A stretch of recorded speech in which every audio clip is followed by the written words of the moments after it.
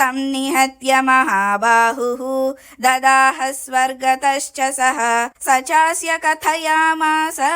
शबरीं धर्मचारिणीं श्रमणीं धर्मनिपुणाम् अभिगच्छेति राघवं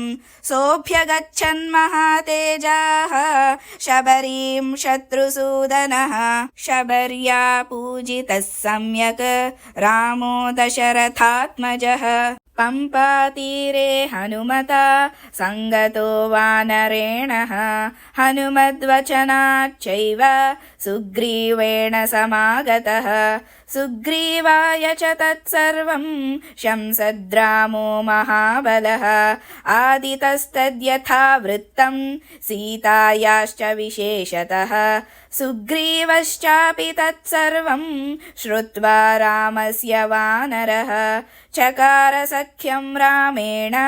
प्रीतश्चैवाग्निसाक्षिकं ततो वानरराज्येन वैरानुकथनं प्रति रामाय वेदितं सर्वं प्रणयाद्दुःखितेन च प्रतिज्ञातं च रामेण तदा वालिवधं प्रति वालिनश्च बलं तत्र कथयामास वानरः सुग्रीवः शङ्कितश्चासीत् नित्यं वीर्येण राघवे राघव प्रत्ययार्थं तु दुन्दुभेः कार्यमुत्तमं दर्शयामास सुग्रीवो महापर्वतसन्निभम् उत्स्मयित्वा महाबाहुः प्रेक्ष्य चास्थि महाबलः पादाङ्गुष्ठेन चिक्षेप सम्पूर्णं दशयोजनं बिभेद च पुनः सालान् सप्तैकेन महेशुना गिरिं रसातलं चैव जनयन् प्रत्ययं तदा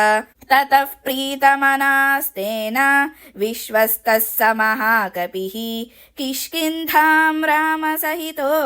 जगाम च गुहां तदा ततो गर्जद्धरिवरः